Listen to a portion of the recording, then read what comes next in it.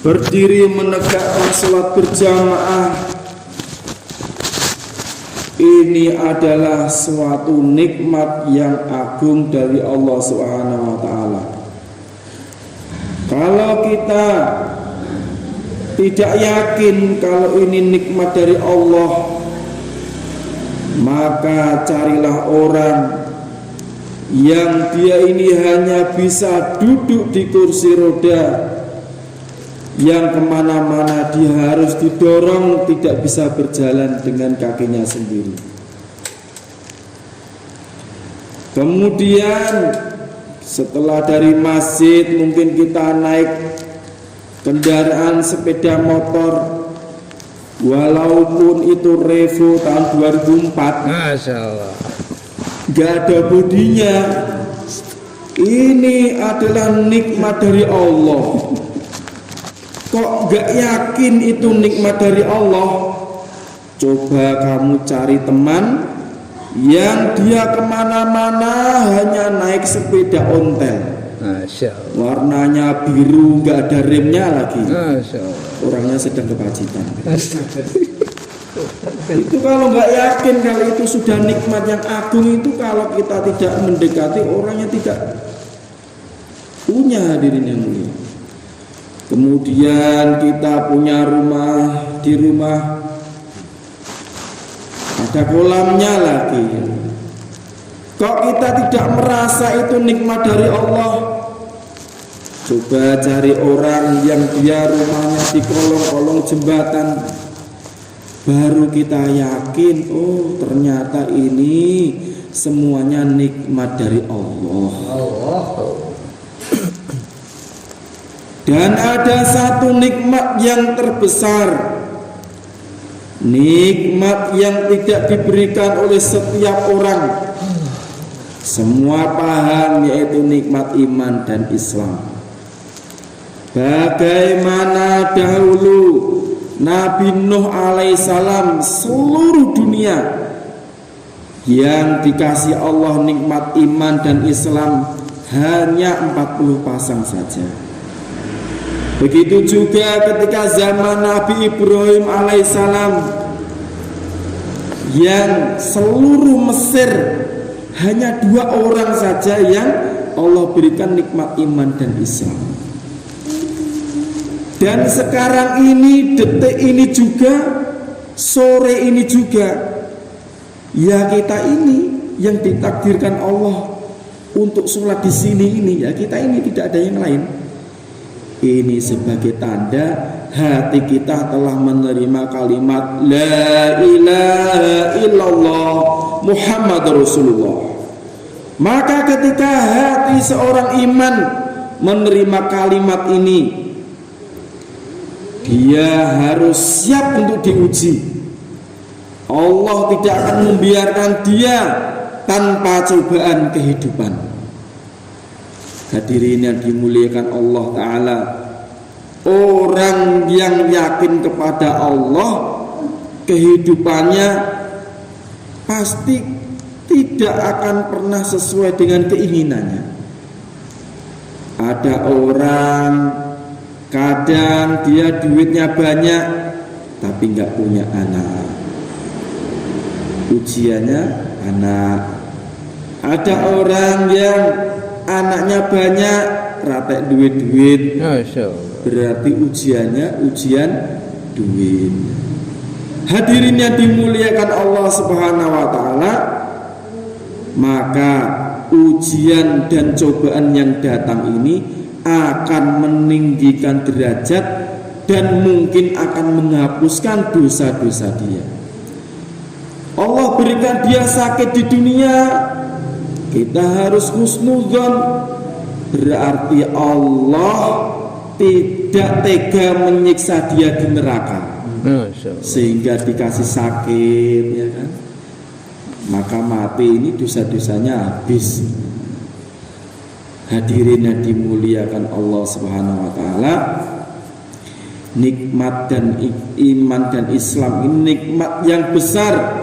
Maka segala sesuatu perkataan, segala sesuatu perbuatan yang menyebabkan kita jauh dengan Allah, maka kita tinggalkan segala sesuatu, perbuatan dan perkataan, ucapan yang mendekatkan kita kepada Allah, maka kita istiqomahkan. Insya Allah ya. Insya Allah. Nek ngerokok itu termasuk menjauhkan apa mendekatkan?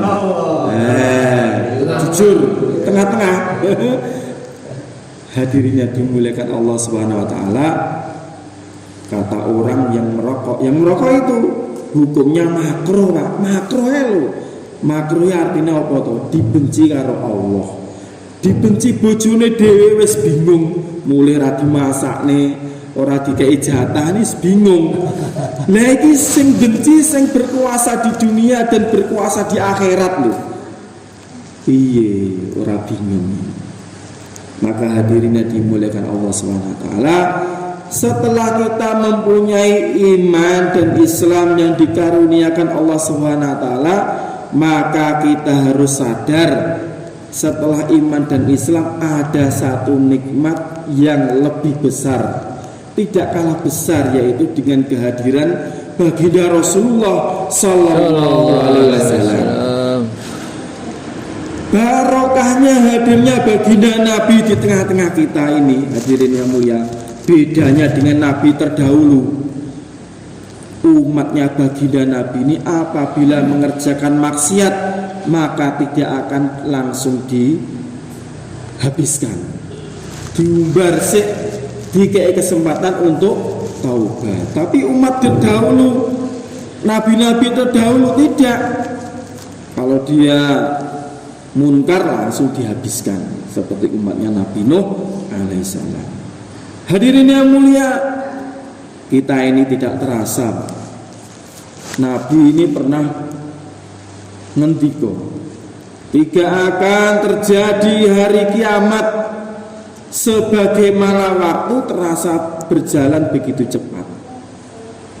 Nabi lanjutkan, setahun akan berjalan terasa seperti 1 bulan, 1 bulan akan terasa seperti 1 pekan, 1 pekan akan berjalan seperti 1 hari, 1 hari akan terasa seperti 1 jam, dan 1 jam akan terasa hanya seperti 1 kedipan mata saja.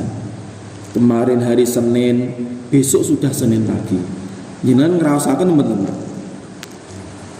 Kemarin bulan Januari, sekarang Desember sudah mau habis.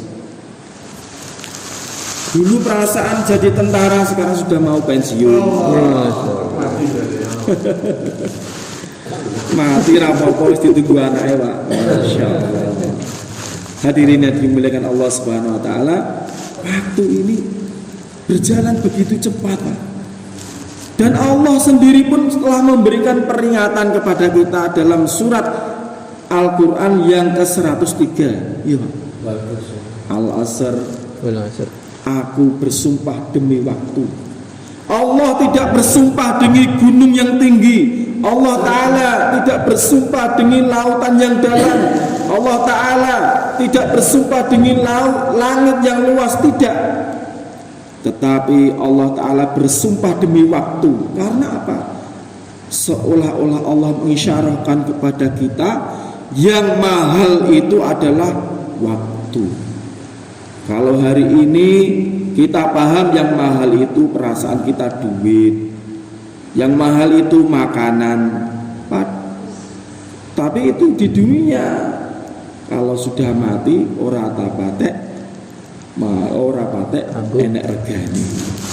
Bahkan masih di dunia pun orang yang sakit gula, orang yang sakit asam urat, itu rata doyan mangan, Pak. Nah, itu membuktikan masih di dunia saja makanan sudah tidak ada harganya bagi dia. Hadirin yang mulia, yang paling berharga daripada kita adalah waktu. Kadang-kadang penceramah atau pembawa acara dia mengatakan untuk mempersingkat waktu. Apa iso waktu disingkat itu? Si disingkat ya kowe. Untuk mengejar waktu, apa iso waktu dikejar? Si dikejar kowe kuwi lho. Kang. Maka hadirin yang dimuliakan Allah Subhanahu wa taala, perasaan kita ini mengejar waktu, mengejar dunia ora mlayu. Oh, dikejar perasaannya mengejar dunia. Ya kita ini yang akan dilibas oleh waktu. Hadirin yang dimuliakan Allah Subhanahu wa taala, jangan sampai waktu-waktu kita ini habis untuk mikir dunia.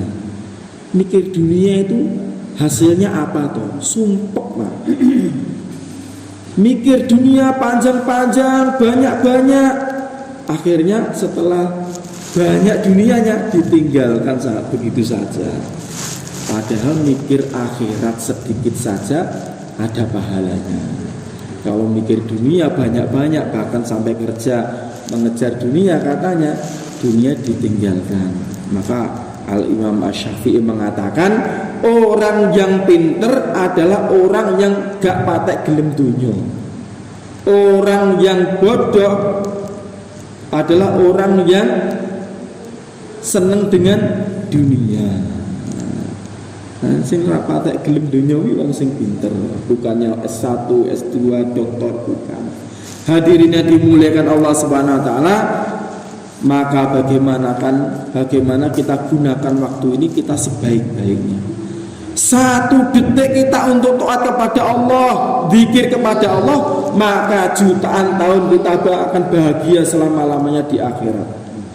Begitu juga sebaliknya, satu detik yang kita gunakan untuk maksiat kepada Allah, maka juta-jutaan tahun kita akan menyesal di nerakanya Allah Subhanahu wa taala. Hadirin yang dimuliakan Allah Subhanahu wa taala, maka penting kita senantiasa kangen kepada baginda Rasulullah sallallahu alaihi wasallam, karena baginda Nabi ini senantiasa kangen dengan kita. Bahkan Nabi niku mengatakan, yang sabar ya, kata Nabi, yang sabar sampai engkau bertemu dengan aku di telaga Kausar, dan aku akan beri minum kamu.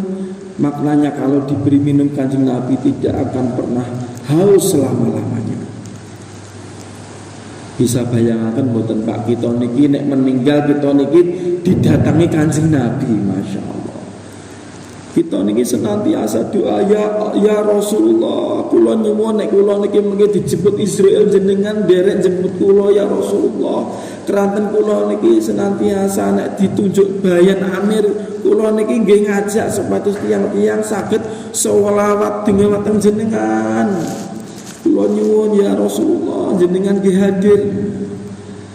Hadirin dimuliakan Allah Subhanahu wa taala, maka penting sangat kita niki imut dumateng Kanjeng Nabi, hari-hari kita sholawat dumateng Kanjeng Nabi, insyaallah ya. Insyaallah. Kemudian hadirin yang dimuliakan Allah taala, Yai Yusairan rahmatullah alaih pernah mendikoakan, di surga itu ada rumah 6.666 tingkat.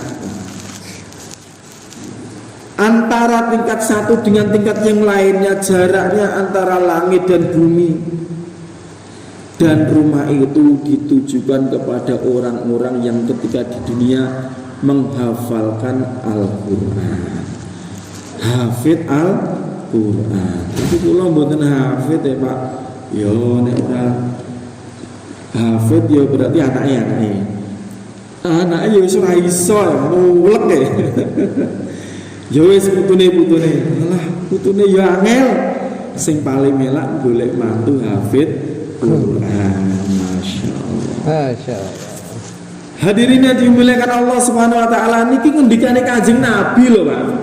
Tetapi sayangnya hari ini kita banyak mendengarkan katanya orang. Nah, itu yang bahaya. Katanya orang kalau punya ijazah sugih. Kata siapa? Kata orang kalau punya ijazah sugih. Katanya orang-orang kalau punya ijazah itu nanti duitnya banyak. Kata siapa? Katanya orang-orang. Bukti membuktikan kadang-kadang orang tidak punya ijazah pun Allah takdirkan punya rezeki yang banyak. Pripun Pak? Insyaallah ya. Insyaallah. Niki sing dugi-ten mriki sadar mboten kinten-kinten. Sekolah SD 6 tahun, SMP 6 tahun, SMA 6 tahun. Niki kalih sing dikerjakaken sakniki Allah paringi rezeki niki kinten-kinten ijazah kanggo no dereng Pak. Mboten to? Wonten sing ijazah kelistrikan kerjane ning bangunan. Nggih wonten sing kerjane dagang tapi sekolah ijazah ya ora tek kanggo, ora pernah kanggo. Nah ini membuktikan ijazah belum tentu mendatangkan uang. La ilaha illallah. Hadirin yang dimuliakan Allah Subhanahu wa taala, inilah pentingnya kita ini membaca Al-Qur'an. Jadikan Al-Qur'an sebagai surat cinta dari Allah Subhanahu wa taala untuk selama-lamanya ketika kita hidup di dunia. Kita baca Al-Qur'an walaupun paham atau tidak artinya, ini tetap dapat fadilah Pak. Seperti kita makan nasi, kita tidak tahu fadilahnya nasi, mengandung zat besi, mengandung karbohidrat, seramudeng luwe mangan sego. Walaupun ora ngerti kandungane, tetap oleh manfaatnya mboten Pak. Angsal tetap marek gitu. Makan nasi bertenaga macul kuat. Maos Quran niku ngoten walaupun mboten paham artinya insyaallah nggih angsal fadilah napa melih saged ngertos artine saged ngaji. Hadirin yang dimuliakan Allah Subhanahu wa taala, kemudian bagaimana kita pentingnya menjaga zikir kita. Allah mengatakan, "Ya Muhammad, kalau umatmu tanya, di manakah aku? Jawablah, aku lebih dekat daripada urat nadi dia." Urat nadi kita Pak jenengan demek niku berdetak setiap saat, setiap waktu, setiap detik. Tetapi ketika urat nadi kita istirahat 1 menit, berarti kita sudah tidak ada nyawanya. Allah ini lebih dekat daripada urat nadi kita Pak. Tetapi kenapa kita menjalani kehidupan seolah-olah Allah ini tidak ada di sekitar kita, padahal Allah lebih dekat dari urat nadi kita Pak. Maka kita senantiasa dilihat oleh Allah. Insyaallah nggih. Insyaallah. Hadirin yang dimuliakan Allah Subhanahu wa taala, maka bagaimana kita belajar ikram kepada saudara muslim kita. Ikram kepada saudara muslim kita. Setan niku gadai satu kesalahan, merasa lebih baik daripada manusia. Maka kalau kita silaturahim, kita jauhlah, jangan ada kita ini merasa lebih baik daripada yang kita datangi Pak. Berbahaya. Kalau kita memandang orang dan kita merasa lebih tinggi dari dia, berarti hati kita ini berpenyakit Pak. Ada kesombongan dalam hati kita, maka perlu kita istighfar. Hadirin yang dimuliakan Allah Subhanahu wa taala, pada zaman Nabi Yusuf, beliau ini oleh saudara-saudaranya 11 orang.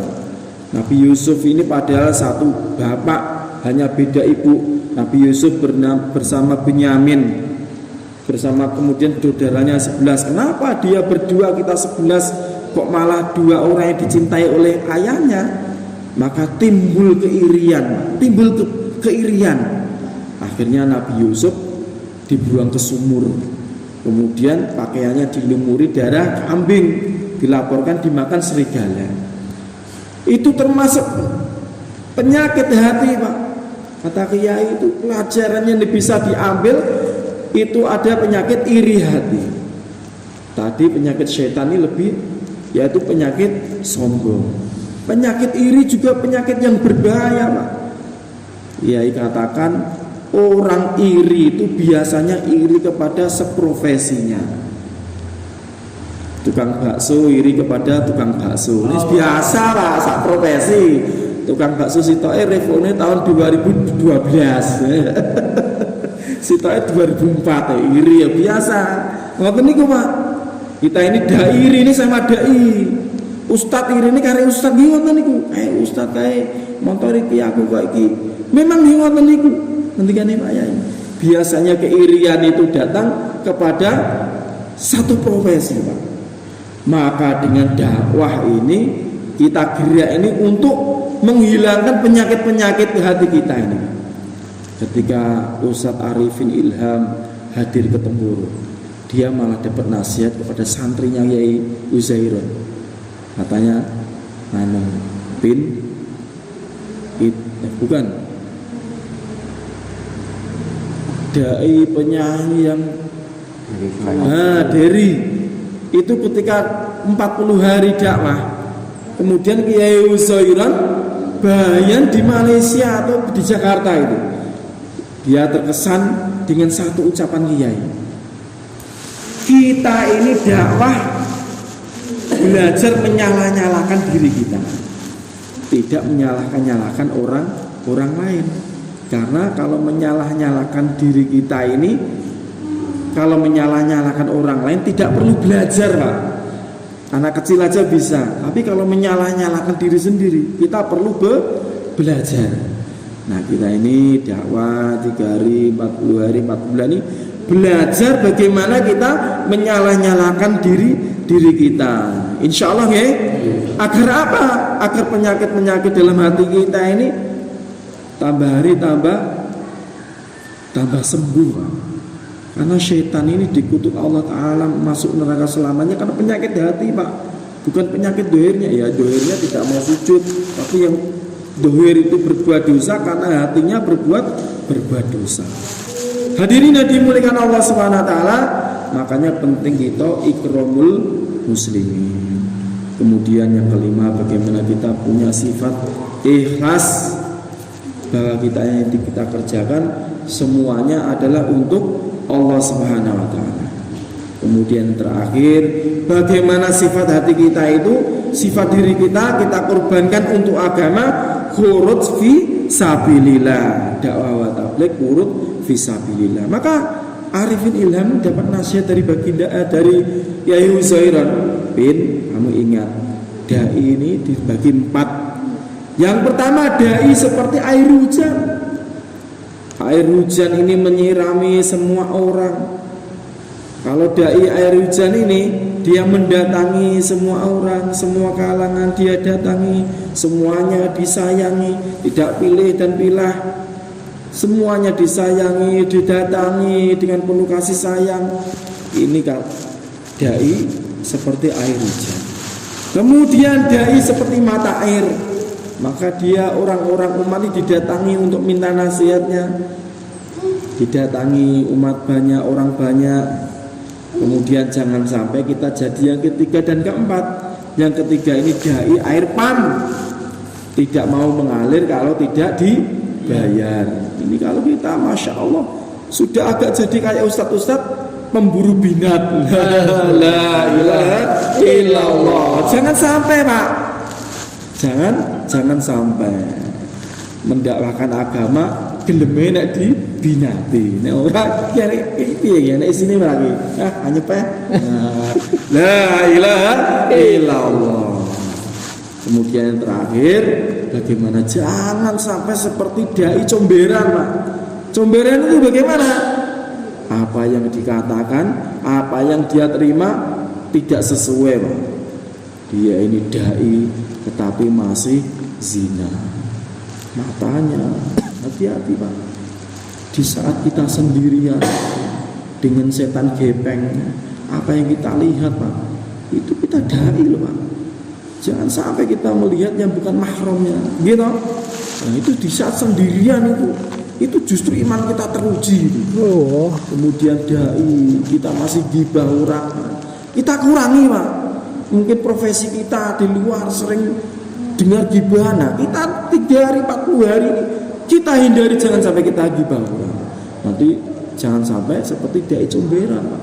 Kita dai tapi masih berbuat maksiat. Masya Allah. Pokoknya 3 hari 40 hari ini bagaimana kita belajar untuk memperbaiki batin kita dan dohir kita. Insya Allah ya. Insya Allah. Sinten niat tambah masa tahun ini yang belum nisa 40 hari katakan hujan.